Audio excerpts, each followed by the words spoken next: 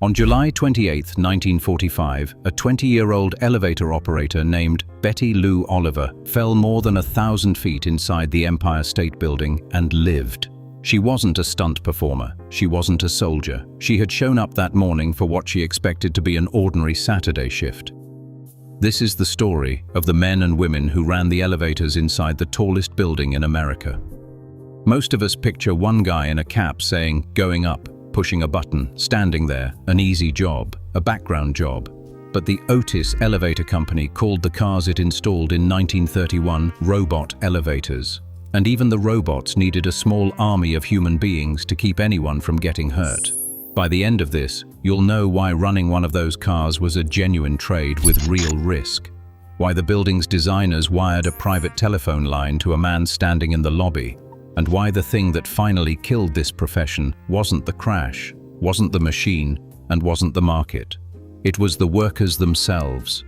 Everything here comes from Otis Company records, Popular Science's April 1931 reporting on the building's opening, Architectural Forum's engineering series on the tower, and federal workplace fatality data. Clock in. Number 1. The robot elevators weren't robots. Start with the machine, because the machine is where the myth begins. When Popular Science described the system a few weeks before the building opened, it counted 58 electrical robots standing at attention in the shafts, waiting for buttons. The technology was called signal control, and it was the most advanced vertical transportation on Earth. But here's what that phrase hides. Signal control could get a car near a floor at speed. It could not finish the job.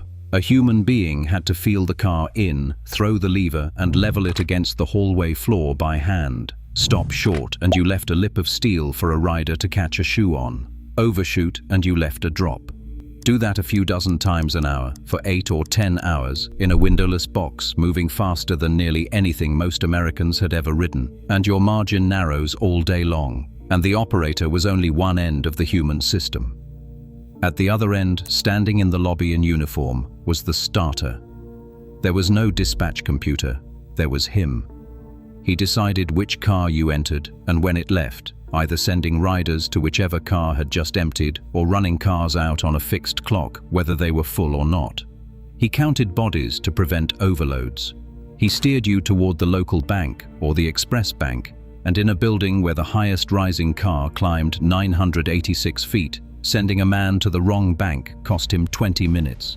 He was also the building's memory, a living directory who held thousands of tenant names, offices, and habits in his head, kept notebooks for what wouldn't fit, and worked out quiet signals with security to flag pickpockets in the lobby crowd without raising his voice. Here's how seriously the designers took him. Every car in the building had its own telephone, wired through a dedicated 200-station switchboard that linked the cars to each other, to a station on every floor, to the chief engineer, to the superintendent, and to the starter. Therefore, the most futuristic building in the world ran on 2 sets of human hands, at both ends of every trip, every day. But nobody riding those cars in 1931 had any idea what one of them was going to do 14 years later. Number 2. One woman fell 75 stories and walked away. Saturday morning. Fog lay over Manhattan so thick you couldn't see rooftops from the sidewalk. Lieutenant Colonel William Smith was flying a B-25 bomber toward Newark through that fog when the Empire State Building appeared in front of him with no room left to turn. At 9:40 a.m., the bomber struck the north face between the 78th and 80th floors, opened an 18 by 20-foot hole in the wall, and pushed burning aviation fuel through the offices and into the shafts. Betty Lou Oliver was at her post on the 80th floor. The blast threw her from her car with burns and a broken back, pelvis, and neck. Rescuers did the humane thing. They loaded her into the nearest working elevator to get her down to help fast. But engine shrapnel had already cut that car's cables, and nobody had checked. The doors closed and the car dropped 75 stories to the sub-basement, slowed only by air compressing beneath it in the shaft and by severed cable piling up underneath. She lived. It remains the longest survived elevator fall on record. 14 other people died that day. But the reason this matters isn't the freak physics of her survival. It's that every operator in that building already worked inside a shaft, with nothing between them and a 100-story drop but steel rope they never inspected themselves. Oliver was simply the one on shift the morning that stopped being theoretical. Number 3. They aimed coal mining tools at the sky to build it. Somebody had to put those shafts in first, and that was a separate trade with its own union, the elevator constructors, organized since 1901. In 1930 there were no floors yet. There was steel, weather, and open shaft. Crews threaded rail, cable and machinery, while the tower rose around them, and at peak, according to Popular Science's reporting, more than 300 elevator men were working inside the building simultaneously, a distinct specialty within a workforce that topped out around 3,400 people. Then they hit a problem that sounds unsolvable until you hear the fix. Guide rails must run dead straight over the full height of a shaft, and the standard way to check that is a plumb line. But in shafts, this tall, moving air pushed the line off true by just enough to throw the whole installation out of alignment. So they borrowed instruments from coal mining, mine transits, built to cite the straightness of vertical mine shafts, and aligned the rails by eye, level after level, for months, hanging in open shafts hundreds of feet above the street.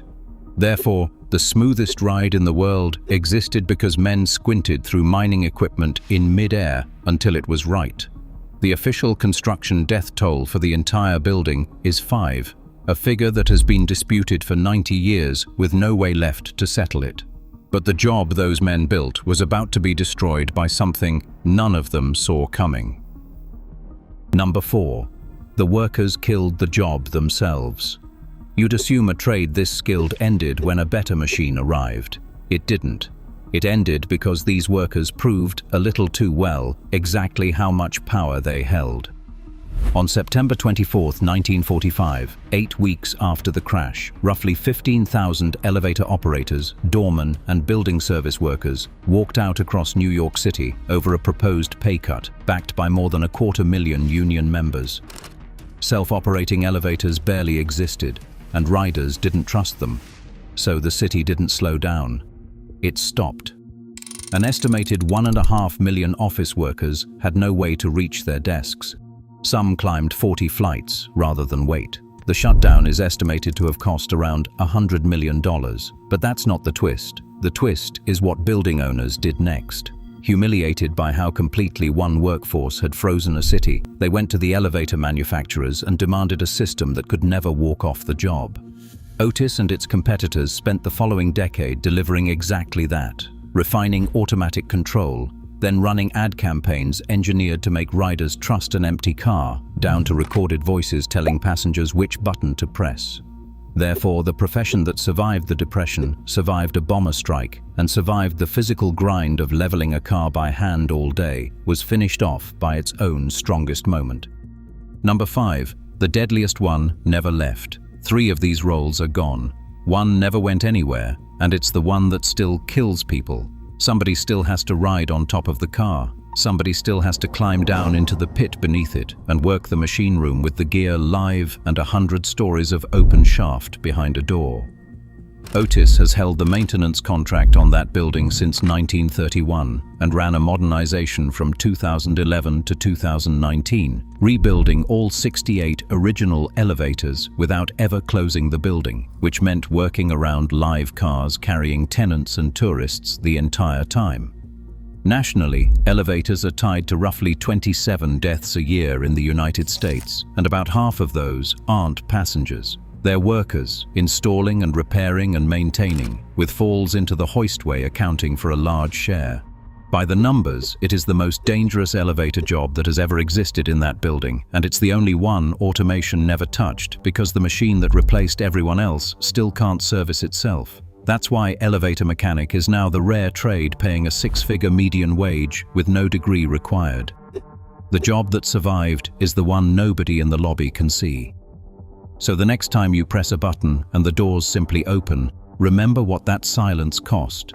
A man who knew every name in the building. A woman who leveled the car by feel and rode one to the basement. A crew who aimed mining tools at the sky. And one more who's still up there right now, in the dark, standing on the roof of your elevator, so that you never have to think about him at all.